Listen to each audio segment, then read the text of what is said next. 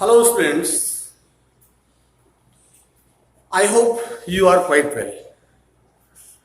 Today, I am with you with simple sentences. In my former video, I have taught you how to join two simple sentences into one simple sentence by using participle. Participle के द्वारा दो सरल वाक्यों को हम एक वाक्य में किस तरह से जोड़ सकते हैं, इसके बारे में पहले वाले जो वीडियो था मैंने उसमें आपको बता दिया। और उसी में मैंने आपको इंगित भी किया था कि जब दो या दो से अधिक सरल वाक्यों को जोड़कर एक सरल वाक्य बनाने की बात आएगी तो उसमें मैं फिर से आपको इस बात को बताऊंगा। तो विषय हमारा क्या है? By using participle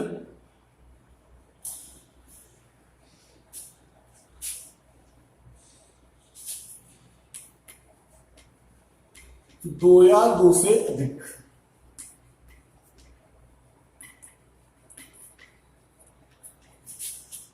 वाक्यों को जोड़कर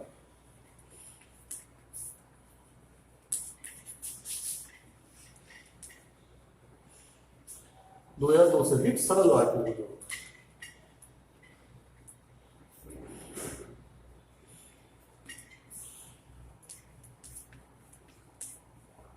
एक सरल वाक्य बनाना।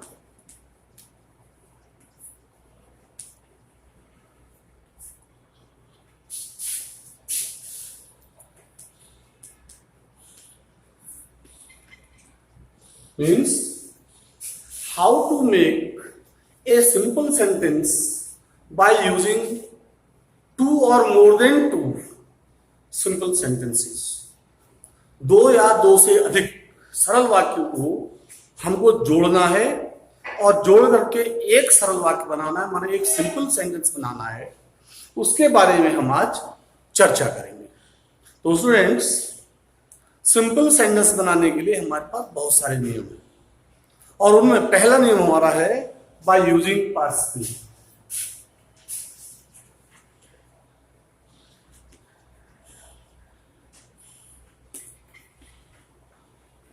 You are using participle। Participle के द्वारा हम किस तरह से दो या दो से अधिक वाक्यों को जोड़कर एक सरल वाक्य बना सकते हैं, तो जिसके बारे में हम चर्चा अपने पहले वीडियो में कर चुके हैं। फिर भी मैं जरा शॉर्ट में आपको बता देता हूं कि पार्टिसिपल माने ऐसी क्रियाएं जो क्रिया के साथ साथ नाउन का भी काम करे, प्रोनाउन का काम करे या एडजेक्टिव का काम करे, उसको हम बोलेंगे पार्टिसिपल। और पार्टिसिपल बच्चों तीन प्रकार के होते हैं। पहला होता है प्रेजेंट पार्टिसिपल, दूसरा होता है पास्ट पार्टिसिपल और तीसरा परफेक्ट पार्टिसिपल होता है। तो जो प्रेजेंट पार्टिसिपल होता है, प्रेजेंट पार्टिसिपल में दो वाक्य तब जुड़ते हैं जब दो कार्यों के बीच में, दो वाक्यों की जो क्रिया है उस क्रिया के बीच में बहुत कम अंतर हो या फिर अंतर न के बराबर हो। और पास्ट पार्टिसिपल से हम वाक्य को तब जोड़ते हैं जब पार्टिसिपल एडजेक्टिव का काम करता है, माने विशेषता बताने का काम करता है। और ऐसे स्थिति में जो हमारा एडजेक्टिव होता है उसको मुख्य वाक्य जो नाउन होते हैं उससे पहले प्रयोग कर देते हैं। और तीसरा है बच्चों परफेक्ट पार्टिसिपल। और परफेक्ट पार्टिसिपल का प्रयोग तब करते हैं जब दो वाक्यों के बीच का हमारा अंतर बहुत अधिक होता है। ऐसी स्थिति में हमको एक बात जरूर ध्यान रखनी है, चाहे हम प्रेजेंट पार्टिसिपल से जोड़ रहे हैं या परफेक्ट पार्टिसिपल से जोड़ते हैं, दोनों स्थिति में जो काम हमारा पहले हो रहा है, जो काम पहले होता है उस कार्य की, उस वाक्य के वर्ब को ही हम पार्टिसिपल में बदल देते हैं। प्रेजेंट पार्टिसिपल बदलेंगे तो वर्ब की आईएनजी फॉर्म लगेगी, परफेक्ट पार्टिसिपल बदलेंगे तो वर्ब की थर्ड फॉर्म से पहले हैविंग का प्रयोग करते हैं। जैसे एक वाक्य मैं आपको बोल देता हूं, सीता सौ स्नेक, सीता ने सांप देखा। सीता ने सांप देखा, सी ran away.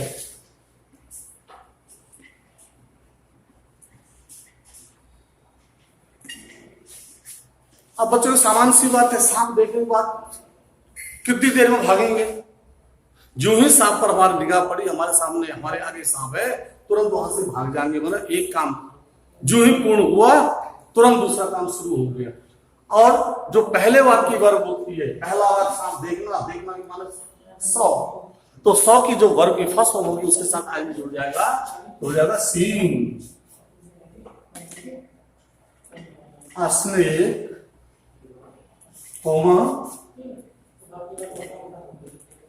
Sita ran away. तो ये आपका वाक्य बन गया।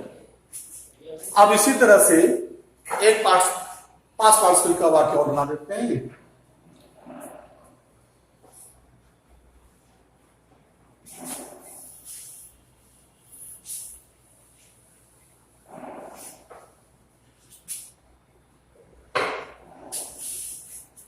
Sita got her paper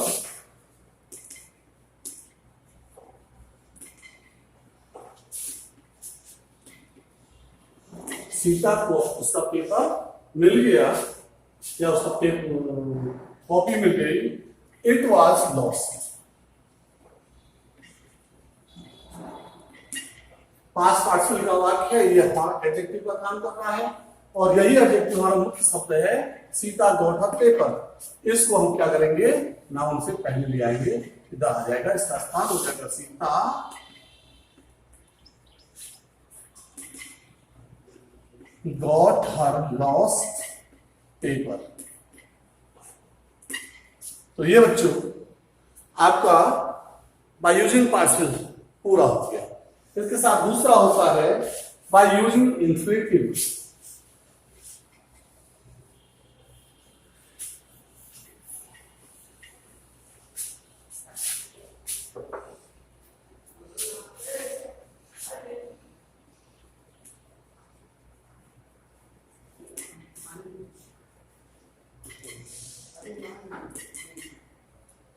by using infinitive.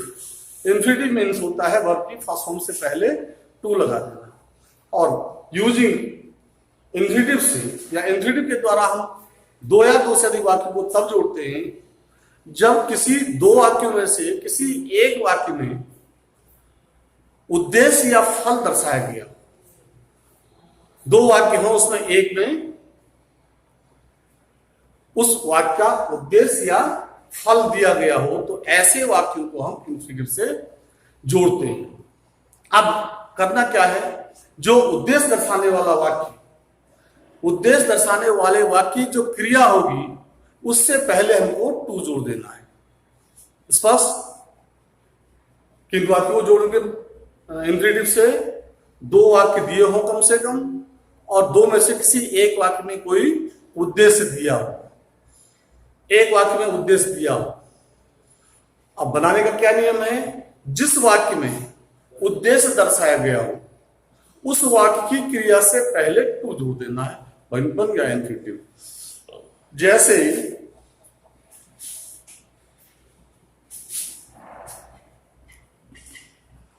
Ravi wants to study.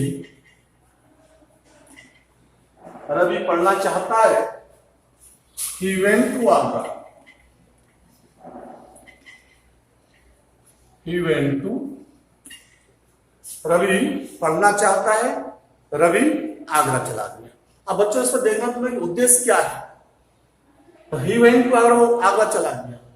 Ravi wants to study, Ravi अध्ययन करना चाहता है। तो स्पष्ट हमको पता चल रहा है कि रवि अध्ययन करना चाहता है, यही हमारा उद्देश्य। तो हमको क्या करना है, उद्देश्य वाला जो वर्ब, उद्देश्य वाली जो वर्ब है, उद्देश्य वाला जो वाक्य, उद्देश्य दर्शाने वाला जो सेंटेंस है, उस सेंटेंस की जो क्रिया है वांट्स, क्रिया स्टडी। स्टडी से पहले टू जोड़ देना है, वाक्य हमारा कंप्लीट हो जाएगा। तो बन जाएगा Ravi went to Agra to study.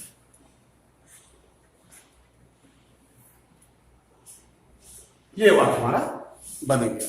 इस तरह से तो हमें ध्यान रखना है कि जो हमारे उद्देश्य दर्शाने वाला वाक्य होगा उस वाक्य के साथ में हमको इंफिनिटिव जोड़ देना है, हमारा काम कंप्लीट हो जाएगा।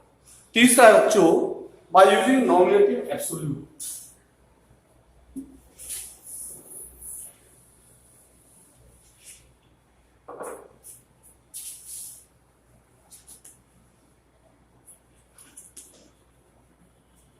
by using nominative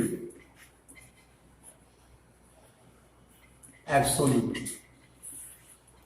अब बेटे बच्चों हमको केवल इतना समझना है एब्सोल्यूट माने क्या।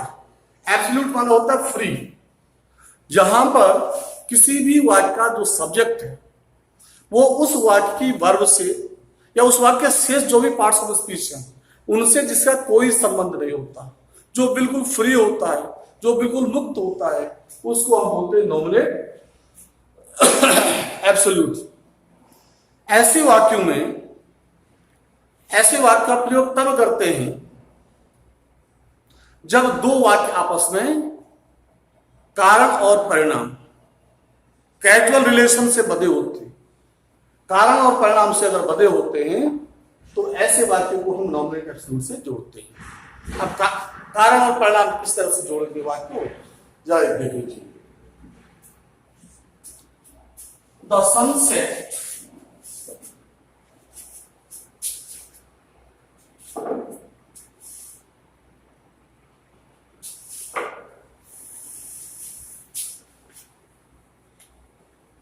The sun set.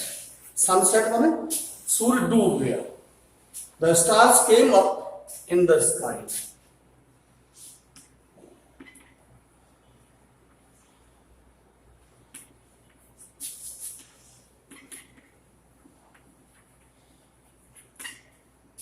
दो चीजें मतलब इस वाक्य इस ऐसे नहीं बता रही थी, जो क्या होता है इनके बीच में कैजुअल रिलेशन होता है, कारण और परिणाम का संबंध होता है।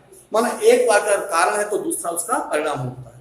ये आवश्यक नहीं कि पहला कारण हो या बाद का कारण। वाक्य किसी भी स्थिति में हो सकते हैं, लेकिन एक वाक्य हमारा कारण होगा और दूसरा वाक्य उसका परिणाम होगा। द सनसेट, सूर्य डूब गया। The stars came up in the sky, तारे आसमान में आ गए। कारण क्या था? सूर्य का डूबना। परिणाम क्या हुआ? तारों में निकलना। कारण और परिणाम, और कारण और परिणाम जो वाक्य दर्शाते हैं वो नॉमिनेट एब्सोल्यूट से उनको हम जोड़ देते हैं। और एब्सोल्यूट माना होता है स्वतंत्र। तो ऐसे स्थिति में जो कारण वाला वाक्य होगा, ध्यान देने की बात है, कारण परिणाम दर्शा रहे हैं, जो कारण वाला वाक्य होगा उस कारण वाले वाक्य सब्जेक्ट को सबसे पहले लिख, माने दसन सबसे पहले आ जाए, और दसन के बाद जो शेष वाक्य है उसको हम उसी तरह जोड़ते हैं जिस तरह से हमने पार्टिसिपल में जोड़ा था। प्रेजेंट के हिसाब से तो प्रेजेंट के हिसाब से, पास्ट के हिसाब से, तो इसको जोड़ते हैं। द सन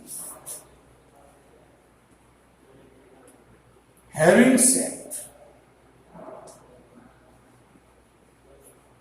परफेक्ट पार्टिसिपल से हमने जोड़ दिया। हैविंग सेट से पहले उसकी थर्ड फॉर्म लगा दी और फिर बाकी शेष वाक्य को लिख देंगे। The stars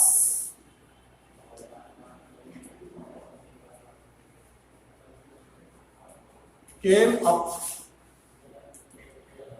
in the sky। फिर से एक बार जरा समझ लो। By using nominate absolute. Nominate absolute, absolute माने फ्री, फ्री माने स्वतंत्र, और स्वतंत्र माने जिस वाक्य का कर्ता, जिस वाक्य का मेन सब्जेक्ट, वाक्य में शेष जो पार्ट्स ऑफ स्पीच होते हैं उनसे कोई संबंध नहीं रखता, उनसे वो फ्री हो जाता है, उसको नॉमिनेट एब्सोल्यूट बोलते हैं। पहली बात। दूसरी बात, नॉमिनेट एब्सोल्यूट से दो वाक्य हमारे तब जुड़ेंगे जब दो वाक्यों के बीच में कैजुअल रिलेशन होगा, कारण और परिणाम का संबंध होगा, माना एक वाक्य कारण होगा, दूसरा उसका परिणाम। तीसरा नियम क्या है? जो कारण वाला वाक्य उसके सब्जेक्ट को हम एब्सोल्यूट कर देते हैं, सबसे पहले लिख देते हैं, और उसके बाद शेष वाक्य को हम पार्टिसिपल के माध्यम से या पार्टिसिपल की तरह से जोड़ देते हैं। नंबर 4 है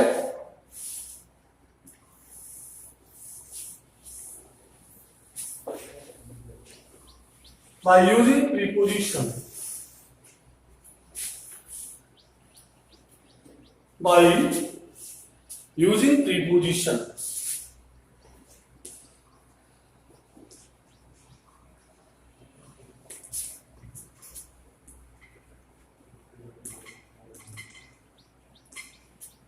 अब बच्चों जब ध्यान देने की बात है इसमें, प्रीपोजिशन की बात जहां भी आती है तो उसके लिए नियम कोई बधा हुआ नहीं है, क्योंकि प्रीपोजिशन के लिए बहुत सारे नियम हमारे पास में है और इन नियमों को हमने हाई स्कूल में पढ़ा होगा कि किस शब्द के साथ कौन सा प्रीपोजिशन लगता है। लेकिन फिर भी ऐसे वाक्य को जोड़ने के लिए सबसे पहली बात है दोनों वाक्यों की हिंदी बना लेंगे और हिंदी में उसको जोड़ करके उसका अनुवाद कर देंगे। सबसे आसान तरीका यही है। फिर से ध्यान दीजिए, प्रीपोजिशन के लिए कोई निश्चित नियम नहीं।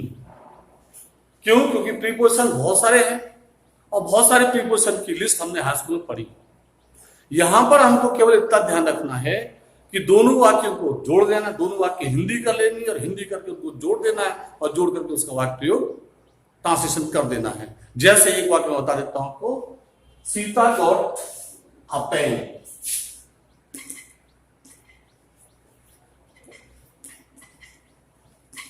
Sita got a pen, Sita को एक पेन, सीता ने एक पेन ले लिया।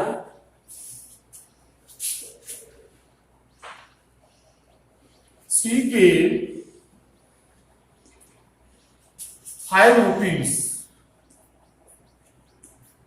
for it. सीता ने एक पेन लिया, उसने इसके लिए 5 रुपए दिए। तो सीधे सीधे हम अनुवाद कर देंगे, सीता ने 5 रुपए में एक पेन खरीदा। तो क्या हो जाएगा?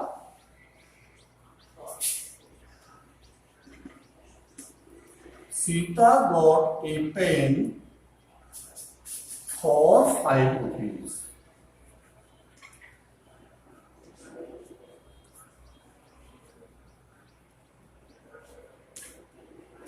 ये हमारा वाक्य बन गया।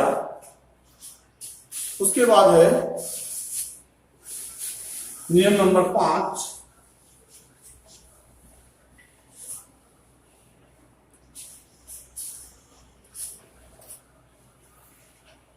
तो इसको चाहो तो आप नोट कर सकते हैं, क्योंकि नियम ज्यादा है और नीचे इसकी पूर्ति हो नहीं पाएगी, इसलिए इसको मिटाना आवश्यक हो जाएगा। नंबर 5 लिख देते हैं,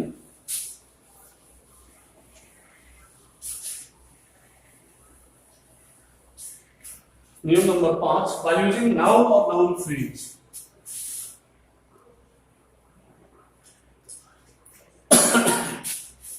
बाय यूजिंग नाउन और नाउन फ्रेज पूरा है इन एपोजिशन। बाय यूजिंग नाउन और नाउन फ्रेज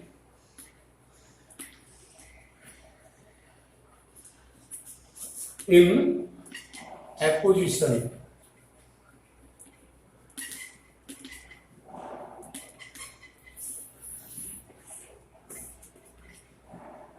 नाउन और नाउन फ्रेज इन एपोजिशन माने, एपोजिशन माना होता है के पास में, नियर ऑफ एपोजिशन। नाउन और नाउन फ्रेज, या नाउन को या उसके नाउन फ्रेज को,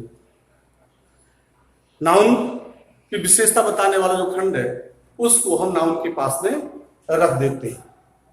कब करते हैं ऐसा?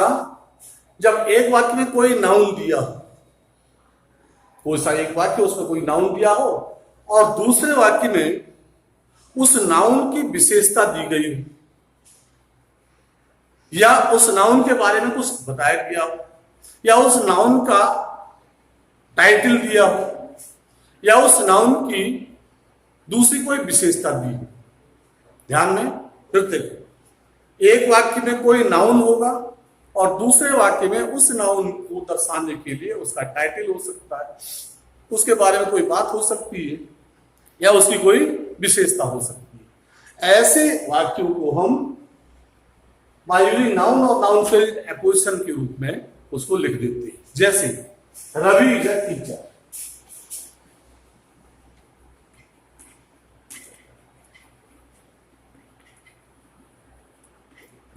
Ravi is a teacher, Ravi एक टीचर है। और दूसरा वाक्य ही इज माई ब्रदर।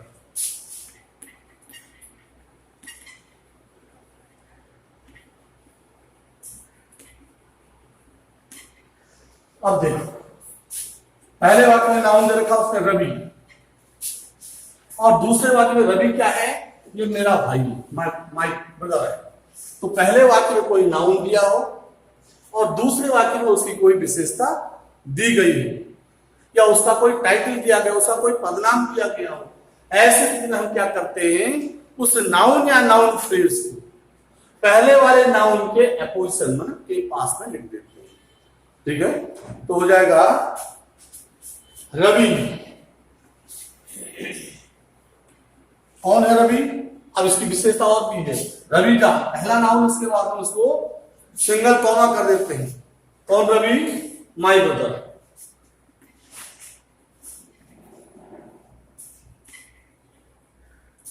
फिर कोमा,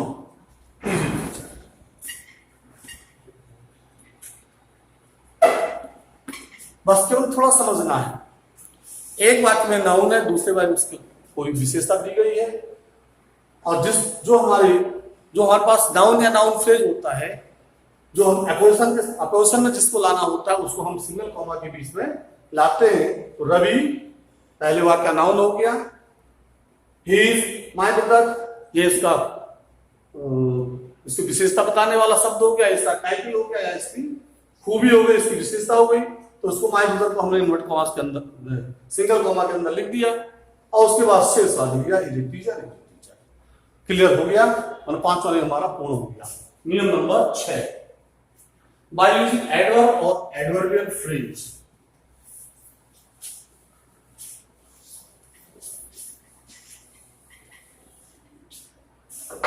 By using adverb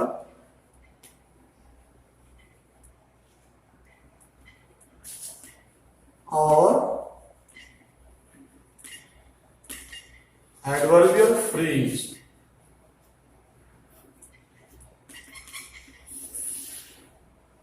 अब एडवर्ब और एडवर्बियल फ्रेज, एडवर्ब क्या होता है? एडवर्ब माने नाउन और प्रोनाउन को छोड़ करके जो शेष सभी पार्ट्स ऑफ स्पीच की विशेषता बताता, उसको एडवर्ब बोलते हैं। अब एडवर्ब या फिर एडवर्बियल फ्रेज के प्रयोग के द्वारा हम किसी वाक्य को किस तरह से जोड़ेंगे? ऐसे वाक्यों को माने एडवर्ब और एडवर्बियल फ्रेज के द्वारा दो या दो से अधिक वाक्य तब जुड़ेंगे जब एक वाक्य में कोई दूसरे वाक्य की क्रिया की विशेषता दर्शाई गई हो। एक वाक्य है, दूसरे वाक्य की जो क्रिया है उसकी विशेषता पहले वाक्य में दर्शाई गई हो। तो जो वाक्य क्रिया की विशेषता बताए, जो वाक्य उस क्रिया की विशेषता को बताए, उसे एडवर्ब में बदल देते हैं। जैसे ही वेंट टू,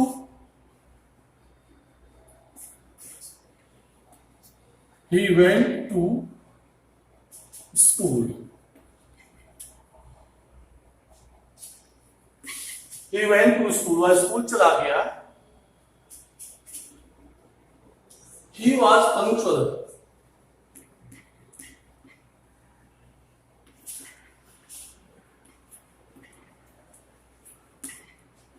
वह स्कूल चला गया।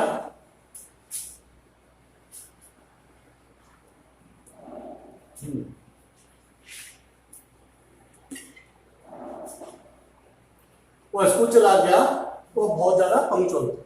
अब इसमें क्या है, विशेषता बताने वाले शब्द दिए, तो सीधे सीधे जो एडजेक्टिव से एडवर्ब बनाते हैं, एडजेक्टिव से एडवर्ब बनाने के लिए आपको एलवाई और जोड़ देना होता है, बस और कुछ नहीं करना, ये एलवाई जोड़ देना है।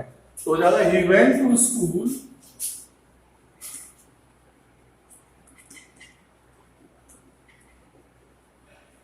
पंक्चुअली।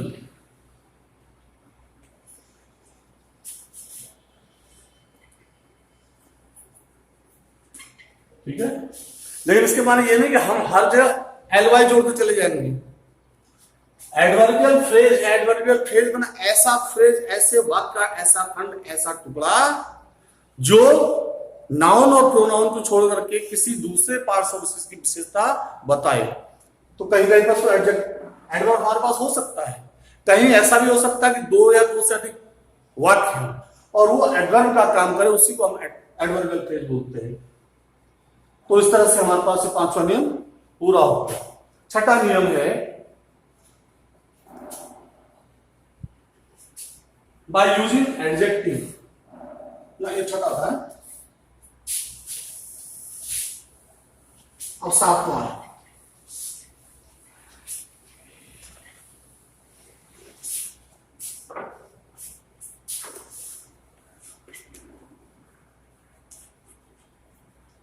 by using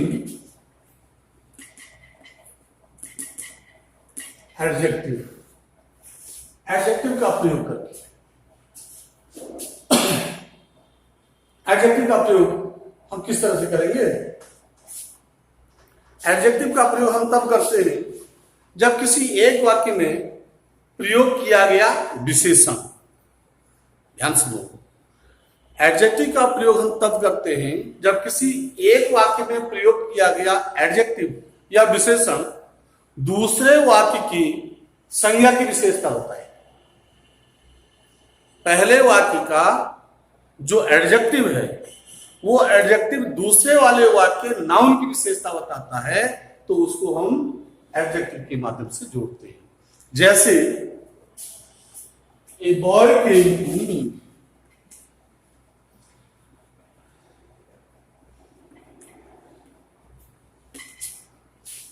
और दूसरा the boy was blind.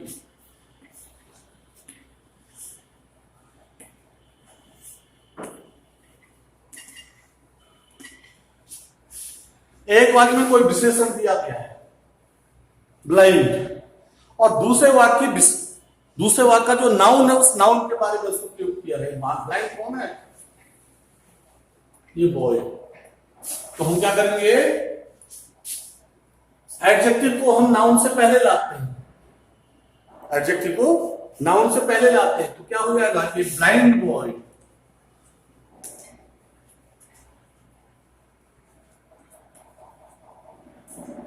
Came to me. ठीक हो गया जी? ध्यान देना है, एक वाक्य में एडजेक्टिव दिया होगा और वो एडजेक्टिव दूसरे वाक्य नाउन की विशेषता बता रहा है। ऐसे स्थिति में हम क्या करेंगे? उस एडजेक्टिव को जो हमारा मुख्य वाक्य नाउन से पहले, वो मुख्य वाक्य सब्जेक्ट से पहले, या मुख्य वाक्य का जो मेन संज्ञा है, मेन सब्जेक्ट है, उससे पहले उसको लाएंगे, हमारा वाक्य कंप्लीट हो जाएगा। अगला नियम है नंबर 8।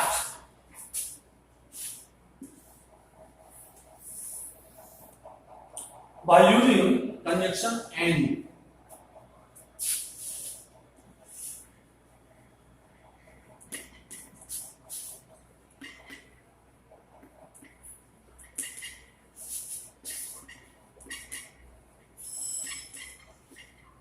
अब ये जरा ध्यान देने की बात है, एंड से जब भी हमारा वाक्य जुड़ता है तो वाक्य हमारा बनता है कंपाउंड। हमेशा जब भी वाक्य जुड़ेगा एंड से तो वाक्य हमारा हो जाएगा कंपाउंड। लेकिन सिंपल सेंटेंस बनाने के लिए हमारे पास का नियम है, और उसका नियम क्या है?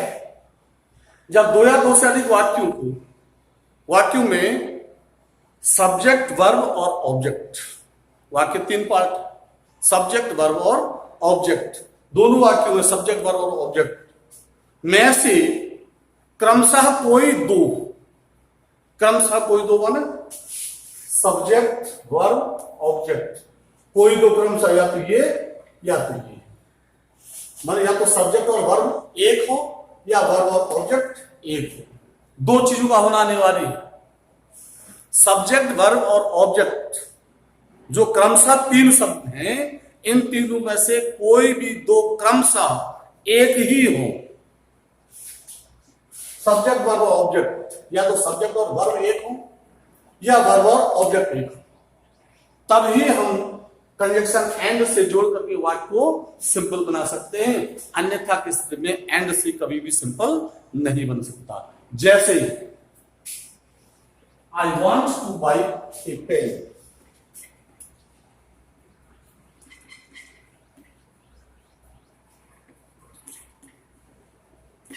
आई want to buy a pen, और दूसरा